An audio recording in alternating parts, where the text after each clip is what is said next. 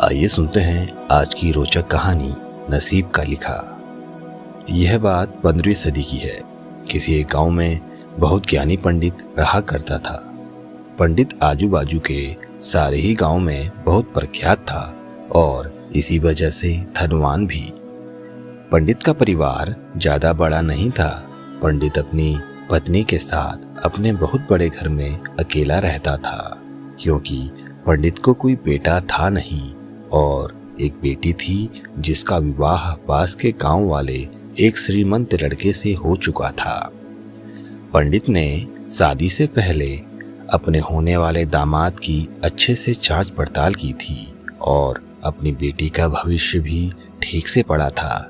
तब जाकर उसने बेटी की शादी की थी, लेकिन चंद सालों में ही पंडित का दामाद बुरी आदतों के चंगुल में फंस गया। जुआ और शराब की बुरी लत ने उन्हें सड़क पर लाकर रख दिया था। अपनी बेटी की ऐसी दुर्दशा देखकर पंडित की पत्नी काफी दुखी होती थी और अक्सर पंडित को कहा करती थी, तुम जाकर उनकी मदद कराओ। पंडित हमेशा अपनी बीवी को यह कहकर उनकी मदद करने के लिए मना कर देता था कि अभी कुछ समय तक उनका बुरा वक्त चलना है। हम चाहे कितनी ही कोशिश कर लें, जो उनके नसीब में नहीं है वह उन्हें नहीं मिल पाएगा। पंडित की ऐसी बातों से उसकी पत्नी काफी दुखी हो जाया करती थी और मन ही मन सोचती थी कि कैसा स्वार्थी पिता है, अपनी बेटी को इतने कष्टों में देखकर भी उसकी मदद करने के लिए मना करता है। आखिर भगवान ने जो इतना सारा धन धान्य दिया है उसका क्या करेंगे? हमें कोई और औलाद भी तो है नहीं, ले देकर एक यही बेटी है और उसके लिए भी कुछ नहीं करेंगे तो किसके लिए करेंगे? पंडित ऐसा नहीं सोचता था। ऐसा नहीं है कि पंडित अपनी पुत्री से प्रेम नहीं करता था, लेकिन उसने अपनी पुत्री की कुंडली इतने अच्छे से पढ़ी थी और वह यह पहले से ही जानता था कि वह चाहे किसी भी लड़के से शादी करती, लेकिन उसके जीवन में यह समय आने वाला ही था और बिना इसे भुगते उसको छुटकारा नहीं मिलने वाला था। एक दिन खाने पीने के लिए भी मोहताज हो चुके पंडित की बेटी और दामाद उसके घर पर आए। पंडित ने और उसकी बीवी ने दोनों का खूब आदर सत्कार किया और खूब अच्छा खाना खिलाया। बेटी और दामाद की पंडित से सहायता मांगने की हिम्मत न हुई, इसलिए वह बिना बोले ही वापस अपने घर को लौटने लगे। लेकिन माँ तो माँ होती है। पंडिताइन से रहा नहीं गया और बिना पंडित की इजाजत के उसने चोरी छुपे बूंदी के लड्डू बनाकर उनमें सोने के सिक्के रख दिए और बेटी और दामाद को दे दिए, ताकि बेटी और दामाद की कुछ आर्थिक सहायता हो सके। पंडिताइन यह भी जान गई थी कि बेटी और दामाद शर्म के मारे उनसे मदद नहीं मांग रहे थे, इसलिए उसने बेटी और दामाद को भी लड्डुओं में छिपे सिक्कों के बारे में कुछ नहीं बताया। जाहिर सी बात है कि जब वो लोग घर पर जाकर लड्डू खाएंगे तो उन्हें उसमें सोने के सिक्के मिल जाएंगे। इस तरह बिना उनके मांगे ही उन तक मदद पहुंच जाएगी। सोचकर पंडिताइन मन ही मन अपने बेटी की मदद करने के लिए खुश होने लगी।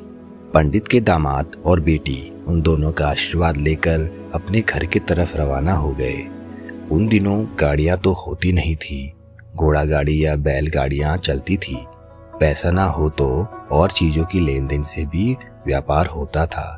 बेटी और दामाद का गांव पंडित के घर से कोसों दूर था, फिर भी पैसों की कमी के चलते वह चलकर अपने गांव की तरफ निकल पड़े।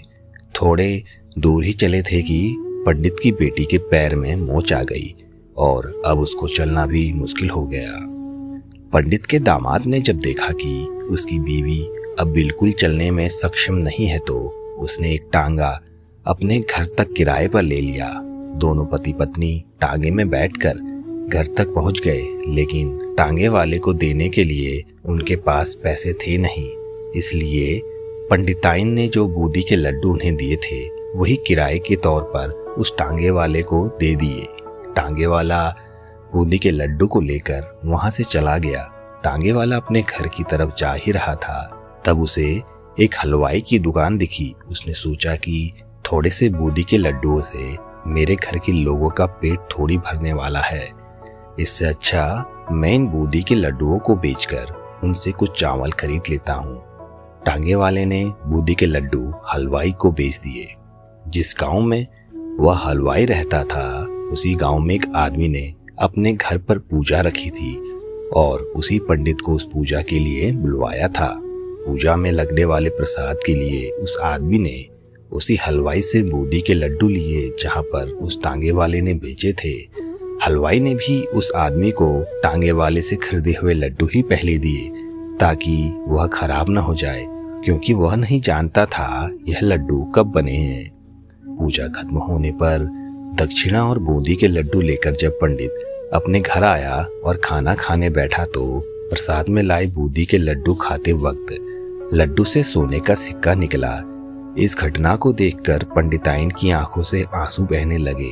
पंडित ने जब पंडिताइन से उसके रोने का कारण पूछा तो पंडिताइन ने पंडित को सब कुछ बताया और पंडित से उनकी बातों पर भरोसा न करने के लिए माफी मांगी।